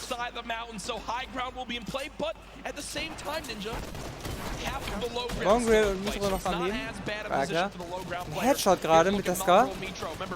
Headshot sitzt schon am Markt. Ey, Mongrel hat auf jeden Fall schon wieder eine Battle Pump in Gold. Ja, oh, die teilen ihre Mets. 50-50. Oh, sogar mit dem Dach. Ja, ist ein richtig geiler. Boah, wie Ming sich hochgebildet hat. Nice. Saf just sneaking up through with that shadow bomb. The spray coming in from Mongrel. Stink bomb is hit as well. Everyone focusing these players on the outside. They've got the minigun firing too. The lobby now picking up quick as we move into our pit zone. The storm is closing in, and that's going to be forcing everyone to get into where the safe zone is right now. It is moving in towards Pleasant Park. Guys, this is absolutely insane. 51 players still remain, by the way, in a circle this small. They're just trying to get as many limbs possible as people are rotating in. Mitro on the bottom right of your screen with that minigun has 6. Boah, wie die das mit dem Dach immer machen. Oh, Mongrel ist hinter dem Gegner. Oh. Ich glaube, Mitro hat ausgeholfen. Oder war es ein anderes Team, das ein Skill so gesehen bekommen hat. Oh, was ist das denn? Mongrel wird komplett rasiert von dem Granaten. Und Mitro auch. Aber das ist halt auch kein Skill, das ist einfach ein Spam. Das ist, ob du 12 Raketen hast, kannst du, wenn du 12 Raketen hast, kannst du ein Duo, sag ich mal, ausschalten, wenn die Raketen... Aber man kann doch Gegner bauen. Die müssen irgendwie im Takt gesprayt haben, gut vorbereitet. Nee, aber die gehen doch nicht hin. Jetzt okay. Safe geht hin. Holt sich alles. Ska. Battle Pump. Er nimmt die blaue Pump statt der lilanen Battle Pump? Nee, oder? Tatsache. Tatsache, er spielt nur mit der blauen Pump statt mit der lilanen Battle Pump. Sein Ernst? Oh, ganz alleine? Ach, die gehen unterschiedlich. Ich dachte, selbst Seiten, die sich vielleicht absporen und sie gleichzeitig springen. Aber ey, die ist wieder in einem Raum. Oh, woher hat er gemerkt, dass... dass sie angegriffen werden. Das ist auch ganz gut, wenn er so wie jetzt gerade in die Zone kommt, Steph, dass er gar nicht so weit nach oben kommt und gar nicht einmal wieder runtergehen muss, um den Wetter zu ziehen, sondern auf einer Höhe bleibt und sich bewegt. Das ist richtig schlau. Ob das Absicht war, weiß ich nicht. Hi Tom. Wenn sie jetzt runtergeschossen werden, obwohl das ist halt ziemlich unwahrscheinlich, weil wenn man Jules, du musst dich jetzt erklären, rede schnell.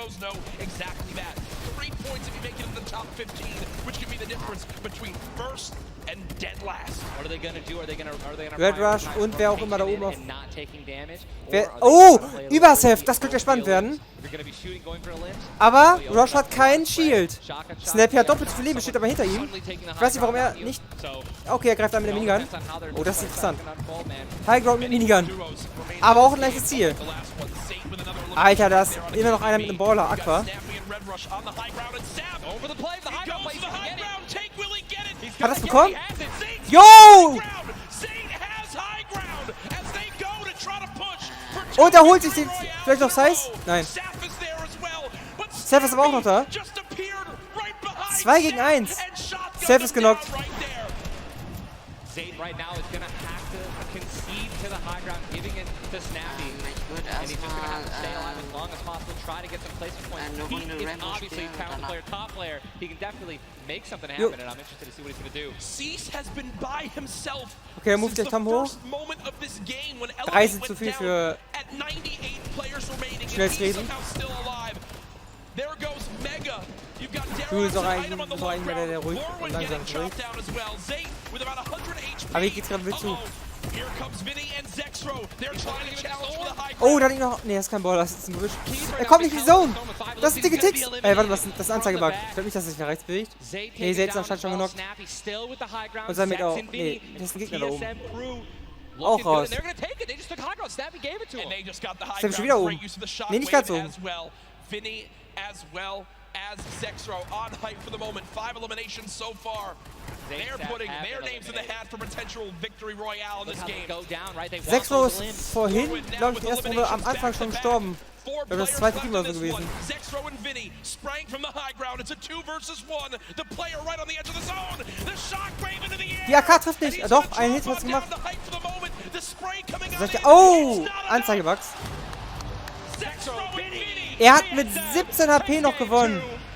Aber man muss auch finishen, um den Punkt für den Kill zu bekommen. Ah, schon wieder ein komplettes Duo am Überleben gewesen. Komplettes Duo. Gucken, ob ich auf den ersten Platz jetzt gerutscht bin. Ich glaube schon.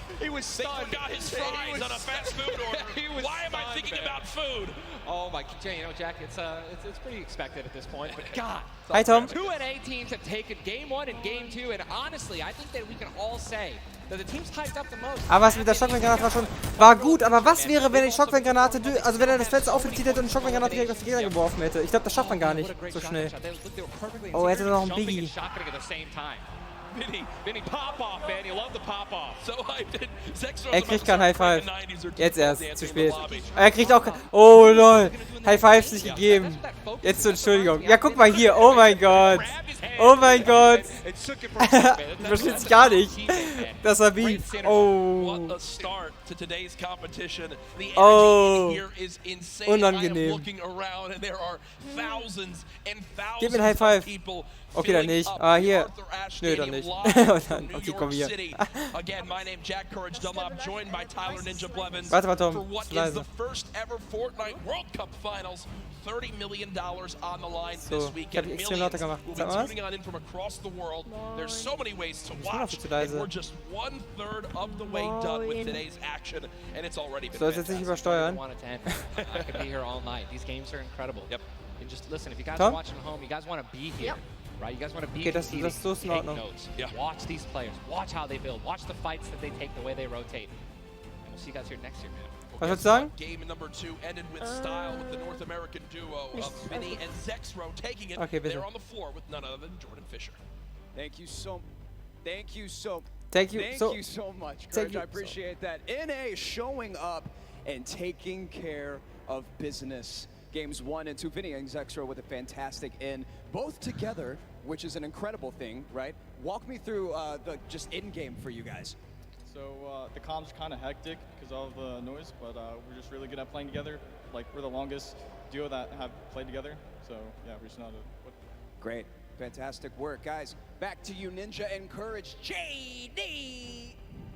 Thank you so much, Jordan, the duo of Vinny and Zexro. You know, they've always been known Ein to be Satz, so fertig. aggressive. Yeah. From all the times we've seen them in these competitive tournaments, while they might be some younger players, they've definitely been around the block here in competitive Fortnite. Again, you just see them, just like a lot of other talent here, always at the top of the duo qualifiers every single week. Even though they already qualified, they continue to keep playing, and practicing. Guess what? They just took the game number 2. You gotta be pumped right now, man. Once you win one of these games, you can't let up, though. Again, and that's why I love that energy. Zex was immediately just, I felt like he was just talking about, what are we gonna do next? Hey, man, good job, we won that. Let's do it again, right? How are we gonna change? Maybe even do better. Die erste haben Safe und sein Mate, ich weiß nicht, wie er hieß, gewonnen. Also Safe und Safe? Warte? Ja, Safe und Safe. Erste Runde gewonnen. Jetzt haben Vinix und Zexro. With that performance, go from 0 points up to 17, Ninja, and that is the beauty Tom, nicht ins of Mikro how atmen, so this krass, plays bitte. on out. Anyone can have a pop-off game and come right back. Ja, trotzdem. Dann move ich dich wieder runter. As well as Serpent, Hype, Ja. Derox, Item, Forward and Tux, Snappy and Red Rush all there. While Zayt and Sap do have a Hype nice und little lead Serpent. right now, nobody is safe from the Wie sieht das hier eigentlich aus mit dem... Okay, eliminieren. Courage. You got 11 points. Ja, man sieht hier unten, man sieht hier ganz gut, dass die mehr Eliminationen machen, mehr Punkte dafür auch bekommen. Da ist das Play, da sind die Platzierungen dann nicht mehr so wichtig geworden. Also da wird es genauer durch die Eliminierung. Und die Belohnung splitten sich ja, glaube ich, auch bis zu den ersten 5, bis zu den ersten 10, 20, dann 20 und dann, weiß ich gar nicht, müsste ich nochmal gleich zeigen. Zeigen die bestimmt jetzt gleich nochmal. Aber haben sie beim ersten Mal auch nicht gemacht. Diese Kills sind bereits zusammengerechnet, das ist jetzt nicht nur die zweite Runde gewesen. It jumps all the way to 3 million. So everyone, eyes on that top prize. We are just 1/3 of the way through the action Die meisten Teams today. sind amerikanisch.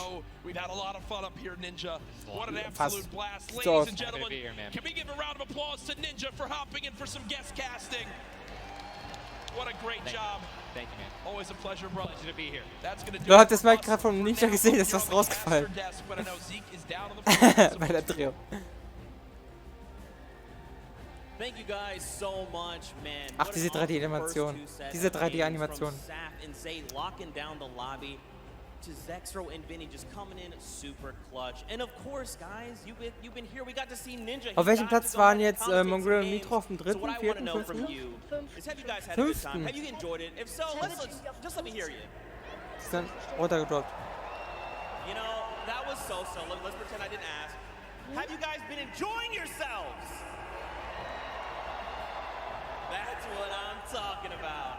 Okay, besser ist es. We've got quite a bit more games left to get through, but you know, if you've been watching for a long time, you know I'm a big fan of everyone that loves Fortnite. It's all about bringing people together. And I like to say Fortnite fam, that's my thing. That's what I do. And you know, there's actually a lot of people from around the world that have come here to compete, to watch, to be part of all of this. And I thought, what better way to give back to you guys than to teach you how to say Fortnite from all around the world. So in just a moment, we're going to take a look at a video, and I can't wait because Aber ich habe schon einige Sachen hier jetzt gesehen, die ich mir angucken kann. Making this happen. So I can't wait for us to watch this together. Let's take a look.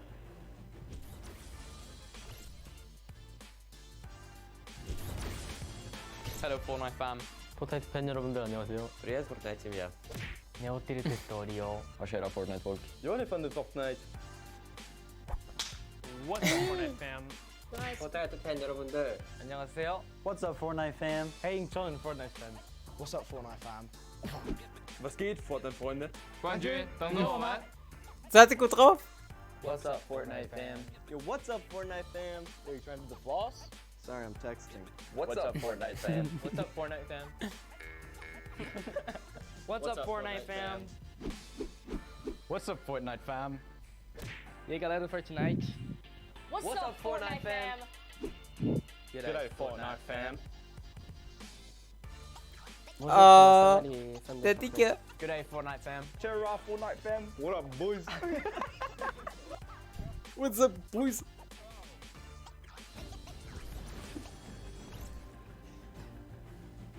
That was even better than I thought it would be. Just embrace it. Es ist besser geworden, als ich mir jetzt auch gedacht hätte. War doch lustig. We're here to stay. Now, guys, you know, there's a few more things I want to take a look at before we hop back into the next game. One of the things to kind of do if you're here or if you're at home, you've been watching, Ninja actually had a pretty dope hoodie, a World Cup kind of exclusive hoodie. Would you like one of those things? Would you like one of the crazy World Cup shirts that we have? You can totally get your hands on one. Head on over, retailrow.com, get yourself a nice shirt. We got some hoodies. Online at Retail Row. Das heißt, wenn überhaupt at retailrow.com oder so. Battle bus, it looks amazing. The top balloon is actually the drone, so you've got the bus that's literally flying around. You best believe I'm gonna pick one up and mess around with my family. They're not ready for it. But there you go, there's some on your screen. Das linke sieht gut aus, aber die hier sehen nicht gut aus, bis auf das rechte Bisschen. Those of you that really do know me, you know I love Drift. He's easily Wahrscheinlich 100% Polyester. Go ahead and take a look. Die Cap sieht aber in Ordnung aus. For those of you who have also been watching Teilweise, kind ja. of Für Streams auf all jeden Fall. 10-week qualifiers long, you know we love Golden Boy. And there's Du bist jetzt actually leise, one Tom. thing specifically he was kind of telling people as we were going through interviews. And Sehr that geil. was, hey, when we get to New York, you're going to be in my hometown, let's catch up and get us New York, you're going to be in my hometown. War eigentlich komplett live. He's a golden boy and he's selfish and he wanted the pizza off for himself. Get called out. That's right. Now the world knows. But a few of those players actually took us up on the offer. They went out for some pizza. They had a night on the town. So let's take a look together. Ich war schon live, nicht verzögert.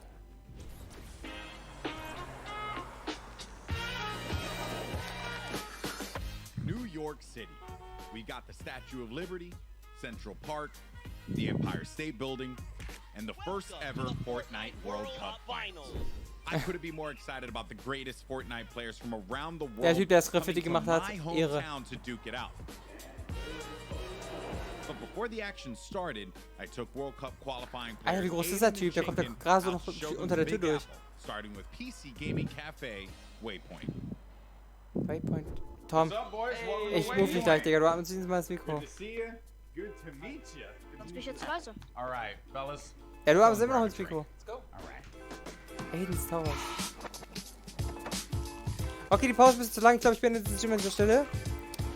Ich weiß nicht, ob mir das alles gönne. Es geht ja noch 2,5 Stunden, von daher. Gönnt euch gerne bei youtube.com/Fortnite, dann werdet ihr direkt rübergeworfen. Beispiel ist genau, der Stream sieht man auch an den Likes hier. Also einfach darüber, ja, okay. Ach, ist der Kanal dann, ja genau. Ah, ist ganz gut. Er hatten gerade nicht mehr Dislikes. Läuft ja bei denen. Aber leider Chatfunktion deaktiviert, beziehungsweise besser ist es, wer weiß, was da alles nur sonst für Scheiße stehen würde. Also Fortnite will auf jeden Fall jetzt nicht in dem Sinne die Community zeigen und das ist, glaube ich, auch besser so. Ich bin das voraus. Wünsche dir noch viel Spaß, schönen Abend und tschüss.